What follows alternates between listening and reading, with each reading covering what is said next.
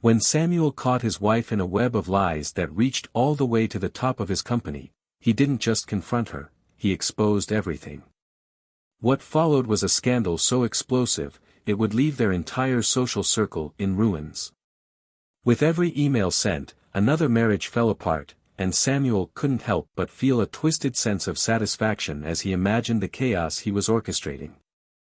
Meanwhile, George Terry's face flushed an even deeper shade of red as he exploded in a torrent of swear words. For the past half hour, Samuel had been silently observing his wife, Jessica, as she moved gracefully across the ballroom. She was radiant tonight, captivating every eye in the room. Yet Samuel stayed on the sidelines, keeping a watchful distance.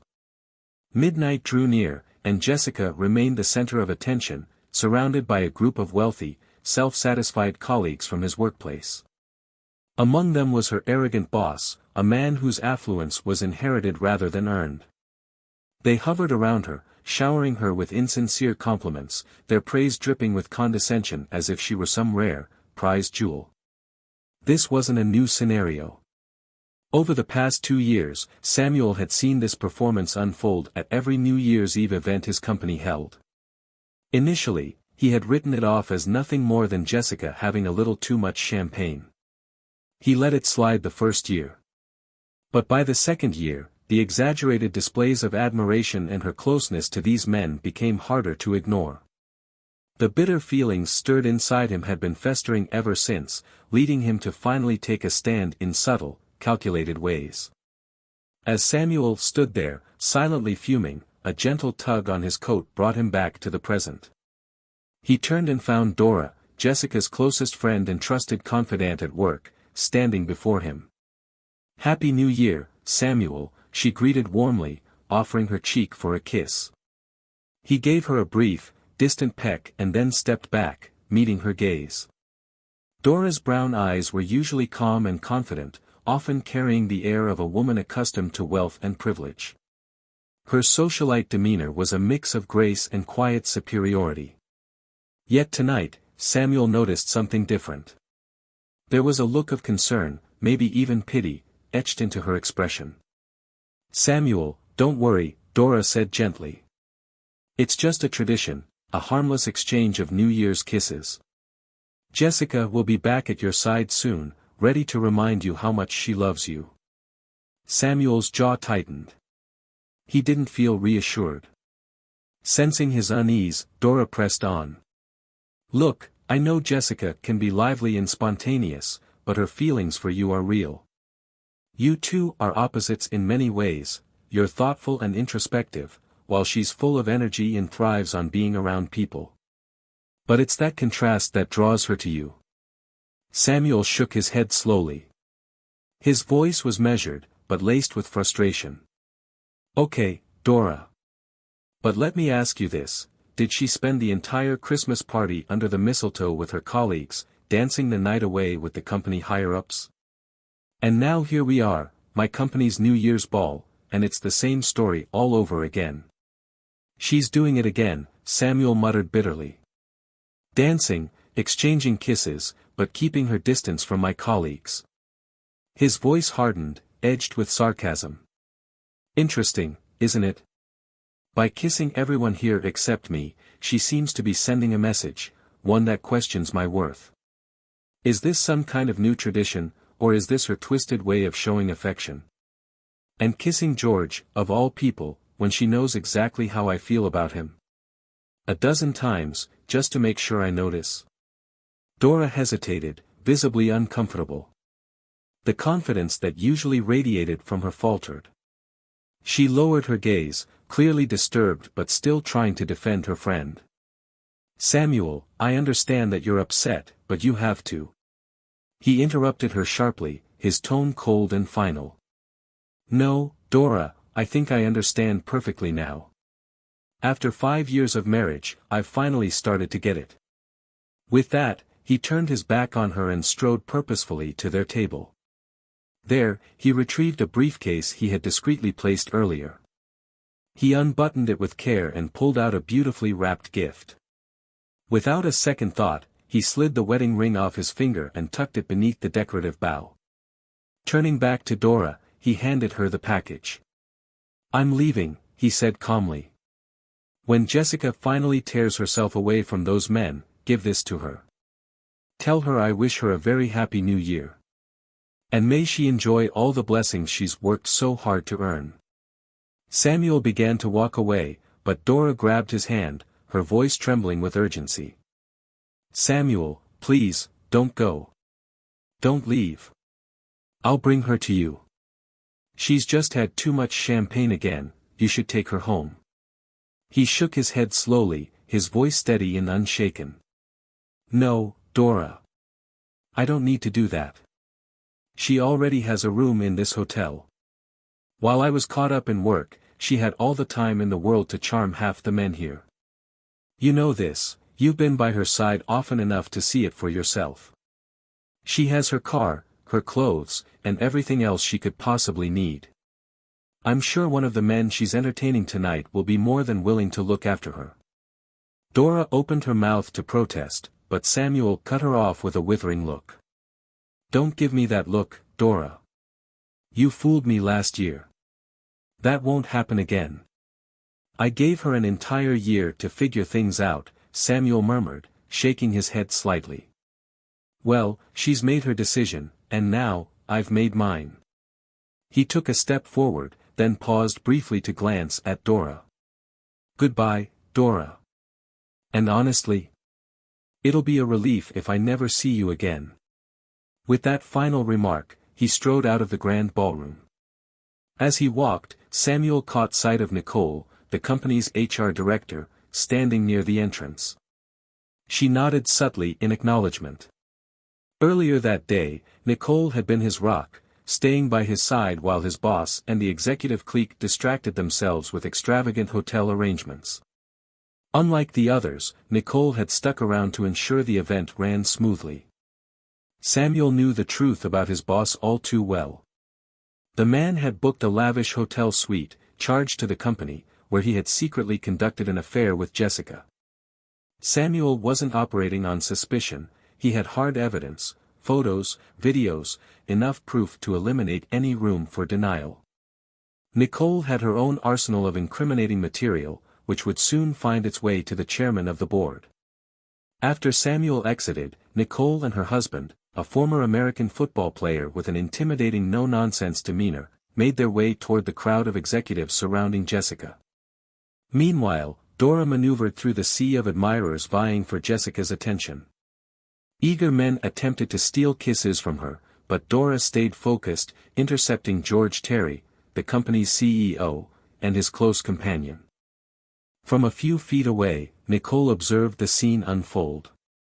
At the sharp sound of Dora's voice calling Jessica's name, Jessica pulled back abruptly from George's embrace, her face a mask of surprise. Nicole's smile widened for a moment, amused by Jessica's startled reaction, but it quickly hardened as her gaze flicked between Dora and Jessica. Dora approached Jessica with quiet authority, holding out the neatly wrapped gift Samuel had left behind. "This is for you," she said, her tone calm but firm. "Samuel is gone. He saw you flirting and crossing lines all night.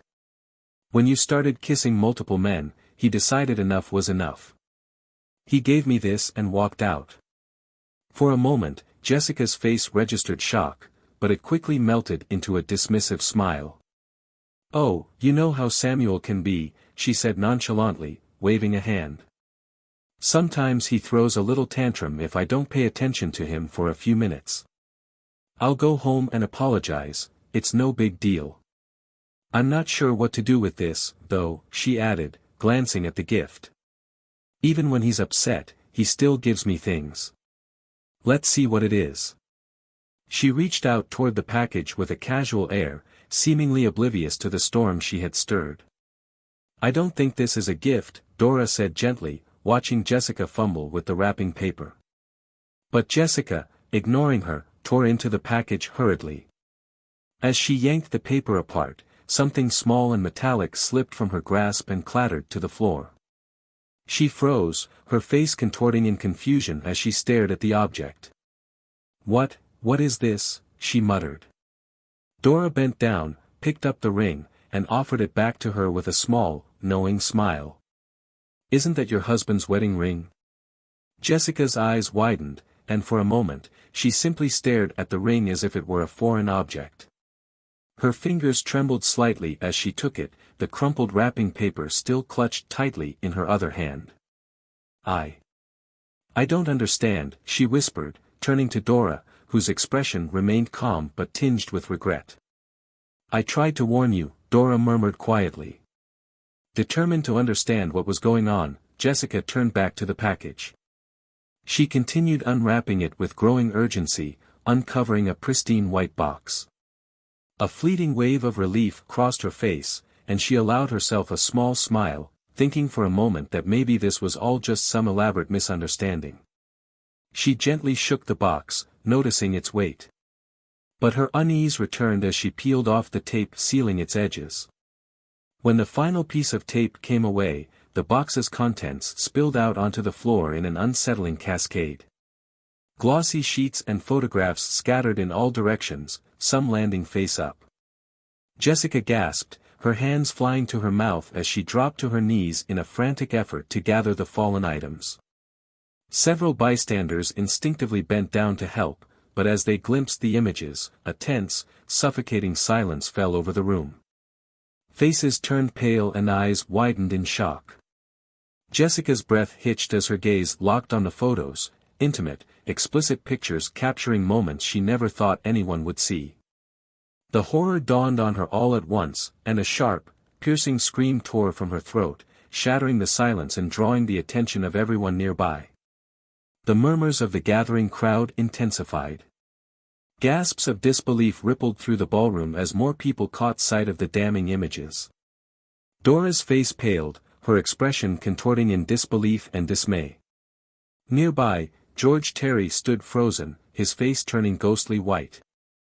He appeared paralyzed, unable to tear his eyes away from the scene unfolding before him. His trembling hand reached down, and he picked up one of the larger photographs, a vivid, full-color image nearly the size of a portrait. His mouth opened slightly, but no words came out as he stared at the incriminating evidence, fully aware of the devastation it had unleashed. George clutched the incriminating photograph tightly to his chest, his face contorted with panic, as if trying to shield the image from the growing crowd. "What the hell, Joe?" he shouted, his voice thick with disbelief and fear. By now, every eye in the ballroom was locked on the scene. Whispers and gasps echoed as more people bent down to retrieve the scattered photographs. The story they told left no room for ambiguity. Jessica was featured in explicit situations with George and multiple executives from Samuel's company.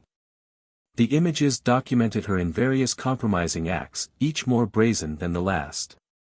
It wasn't just one isolated incident, the sheer number and variety of photos painted a damning picture. Men, women, it didn't seem to matter. The locations changed, but the reckless disregard remained glaringly obvious. The weight of the revelations hit Jessica like a tidal wave. Her eyes fluttered briefly before she went limp and collapsed to the floor. George barely had time to react, his foot unintentionally halting her fall and preventing her head from striking the cold tile. "Jessica!" Dora cried, rushing to her friend's side. She gently lifted Jessica's head, stroking her cheek as panic seeped into her voice. "Jessica, are you okay? Talk to me. Please wake up," she pleaded, her words trembling with urgency. While Dora frantically tried to rouse Jessica, the crowd moved with morbid curiosity. Onlookers silently examined the photos in their hands, their faces etched with shock and disgust. The room grew eerily quiet as the reality of the situation sank in for everyone. That silence was soon shattered by a furious voice. A woman standing nearby turned to her husband, who was holding one of the explicit photos with a guilty, frozen expression. "You're a disgrace," she hissed, her words dripping with fury. Before he could respond, she swung her purse at him with all her strength, the impact echoing through the ballroom. He stumbled back, clutching his side. But she wasn't done. With fire in her eyes, she took a step forward and kicked him in the same spot, sending him crumpling to the floor in agony. Seizing the moment, the woman knelt down and began gathering the scattered photos with steady, deliberate hands. As she sorted through them, she paused briefly, her expression hardening as she absorbed the full extent of the betrayal captured in those images.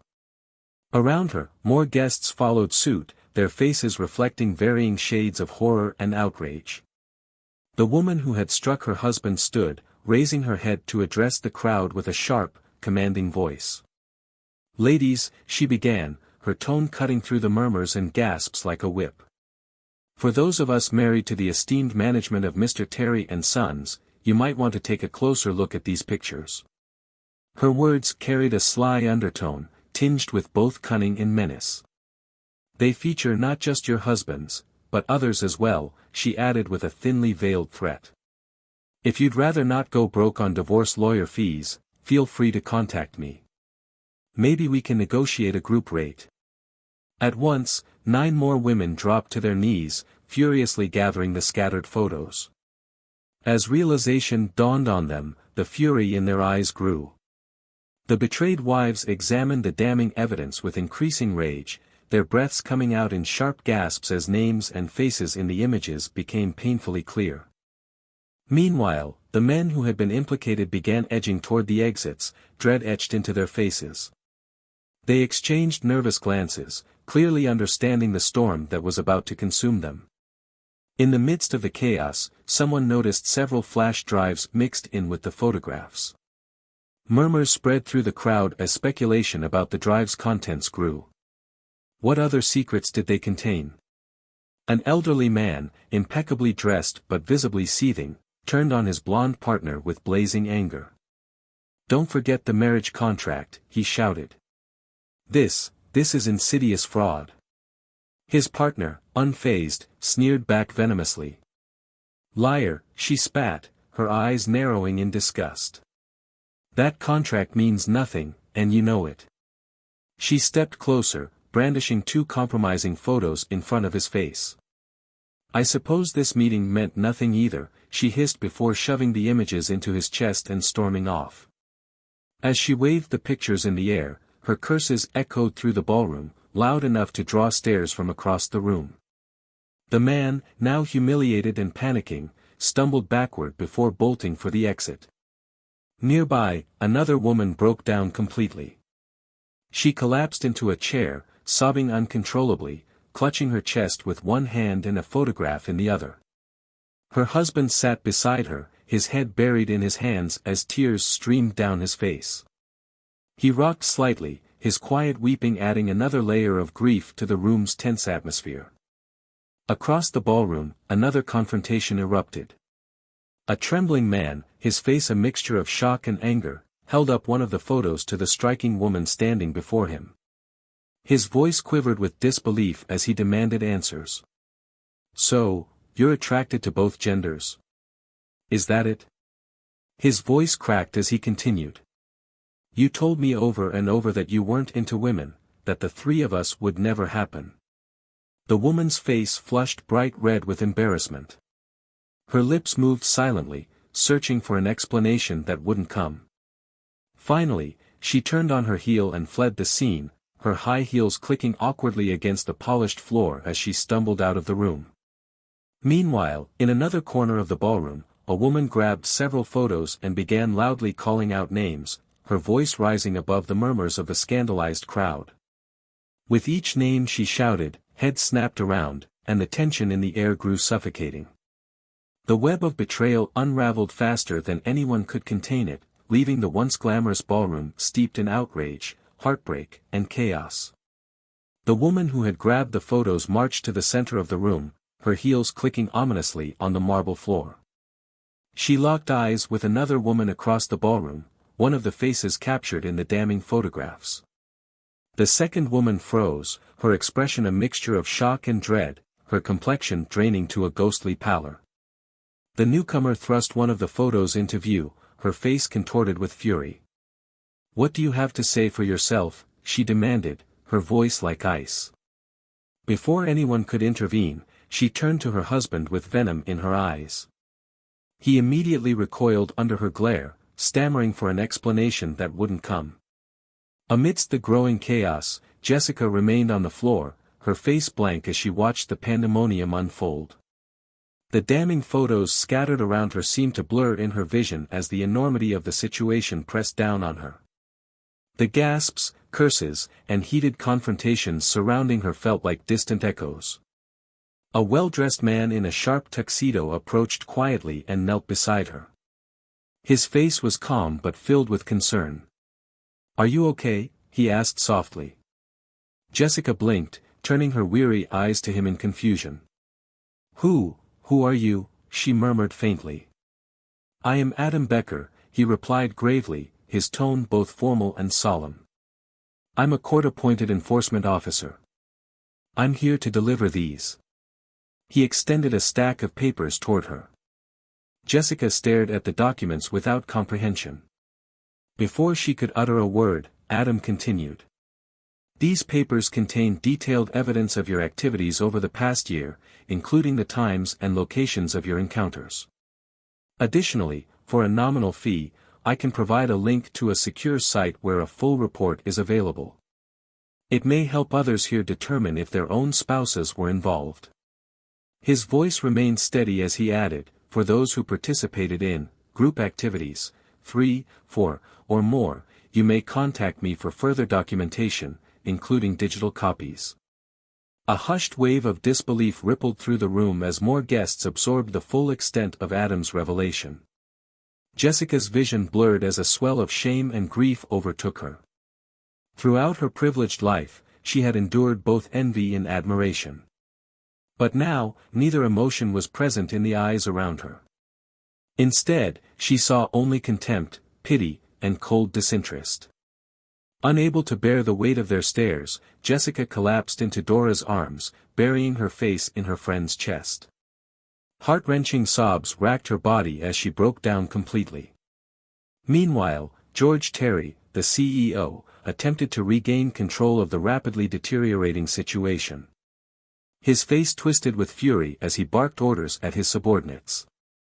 "I want every single one of those damn photos collected and destroyed immediately."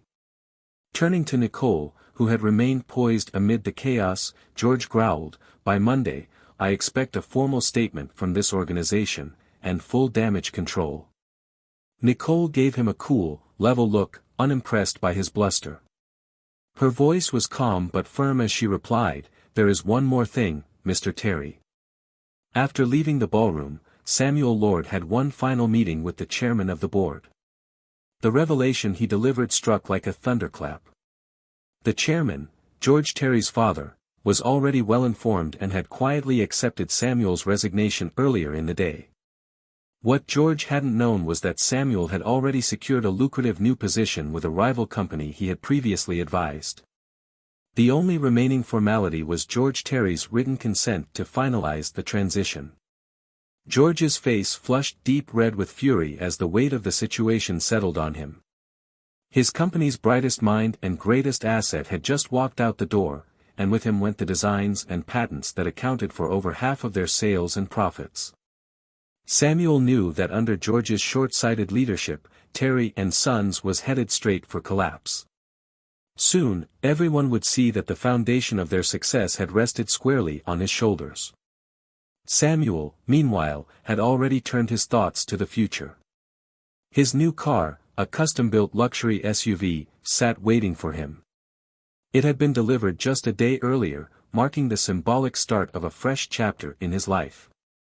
According to the navigation system, his journey to Austin, where he would settle into his new home, would take exactly 24 hours and 32 minutes along his carefully planned route.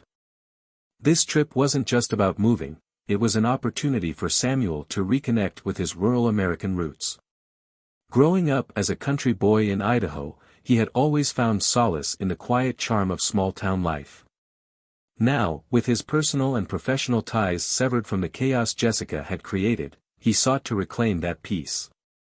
Before purchasing the SUV, Samuel had taken another critical step, separating his finances from Jessica's. Despite her earning a significantly higher salary throughout their marriage, he took quiet pride in knowing that a portion of her money had gone toward helping him afford the $88,000 vehicle. It didn't erase the financial gap between them, but to Samuel, the car symbolized a personal victory, a reminder that he could now stand entirely on his own. As part of the divorce settlement, they had agreed to keep their investments and pensions separate. Samuel had no interest in fighting over wealth or status. For him, the true win was freedom, from both the toxic relationship and the stifling environment of Terry and Sons. Reflecting on the previous night's events, Samuel felt a deep sense of satisfaction. In front of their elite social circle, he had exposed both George and Jessica for who they truly were, morally bankrupt and deceitful. The fallout would haunt them for years. He could already imagine next year's New Year's ball, with whispers circulating about the scandal that had rocked the company's leadership. But Samuel wouldn't be there to witness it. His focus was now on regaining control over his own destiny. Though doubts occasionally surfaced, he reminded himself how far he had come and how much he had rebuilt since that turning point 1 year ago.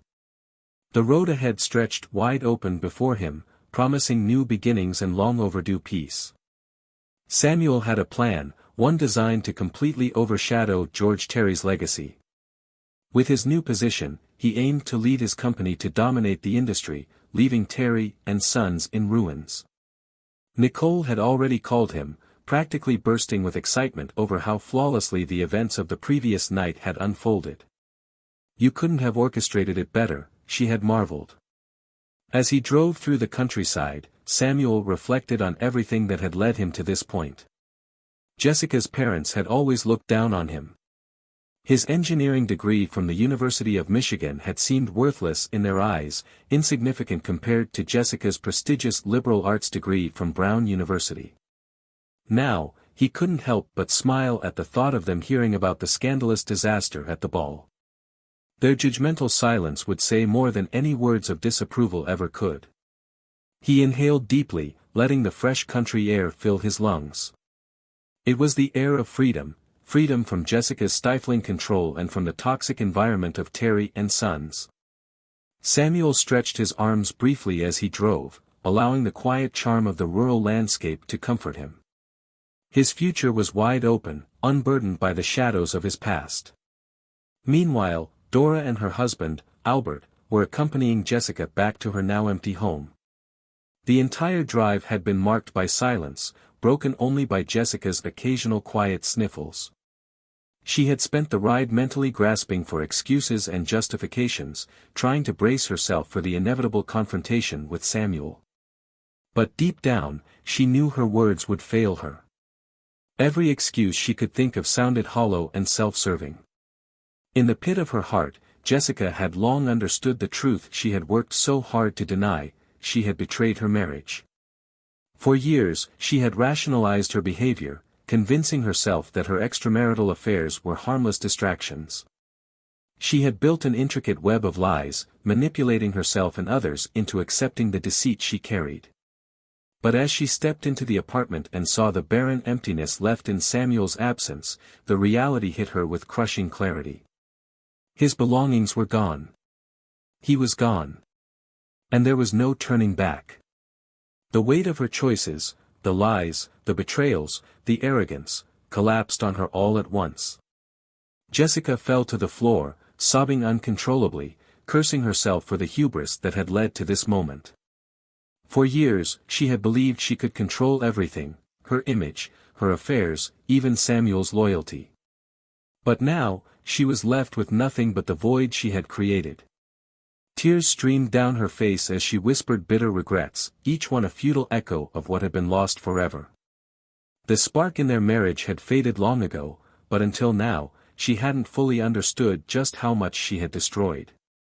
Samuel, on the other hand, felt a profound sense of closure as he drove on, leaving behind the wreckage of both his personal and professional past. For the first time in years, he was unshackled, ready to embrace a future built on his own terms. Samuel had sent a final email to Albert, Dora's husband, containing a wealth of damning evidence, one last calculated move to set the final stage. He couldn't help but smirk as he imagined Albert's reaction. While Jessica had made her own destructive choices, Samuel knew Dora had played a significant role in influencing those decisions. Dora's candid discussions about her own promiscuity, paired with the pressure from mutual friends encouraging Jessica to indulge in similar behavior, had fostered an environment where infidelity became a game cloaked in secrecy. But the game was over now. Albert, seething with fury, wasted no time forwarding the email, along with copies of conversations and video evidence, to the wives of every man named in the scandal. Knowing most of them personally, Albert ensured the fallout was immediate and devastating. It was like lighting a fuse. Within hours, marriages began crumbling. Betrayed spouses lashed out in public confrontations. Some retaliated by exposing their partner's secrets, escalating the situation into an all-out social meltdown. Meanwhile, George Terry faced the consequences of his own actions. His father, William Terry, didn't merely strip him of his position, he went a step further by publicly disowning him. In a swift move to salvage the company's reputation, the elder Terry dismissed all of George's top managers and initiated a complete restructuring. It was a dramatic and humiliating fall from grace, one that left George isolated and disgraced. As Samuel cruised down Cesar Chavez Street in Austin, he passed the convention center on his right and caught a shimmering view of Lady Bird Lake on his left. The golden afternoon sun reflected off the water, adding a serene contrast to the chaos he'd left behind. Crossing Congress Avenue, he finally reached his destination, a high-rise apartment complex on Rainey Street. His new company had fully covered the rent for the next 6 months, giving him plenty of time to find his ideal home. Samuel already had a vision in mind, a place surrounded by lush greenery, with a sprawling lawn reminiscent of his childhood in Idaho. It was a dream he could now pursue without constraint or compromise. As he unloaded his bags and stepped inside the luxury building, Nicole kept him updated on the latest developments in New York. The scandal continued to unfold with relentless intensity. Betrayed partners were retaliating, exposing even more evidence of corruption and affairs among executives. The fire Samuel had sparked now blazed uncontrollably, consuming everyone it touched. Listening to Nicole's updates, Samuel felt an overwhelming sense of accomplishment. Everything had fallen into place with near-perfect precision. His life had taken a dramatic turn for the better, while those who had wronged him were now reaping the consequences of their deceit and hubris. Smiling to himself, Samuel reflected on just how far he had come. The toxic world he had endured was now behind him, and ahead lay a future of peace, prosperity, and new beginnings. This was his moment, a triumph built not on revenge alone, but on reclaiming control over his destiny.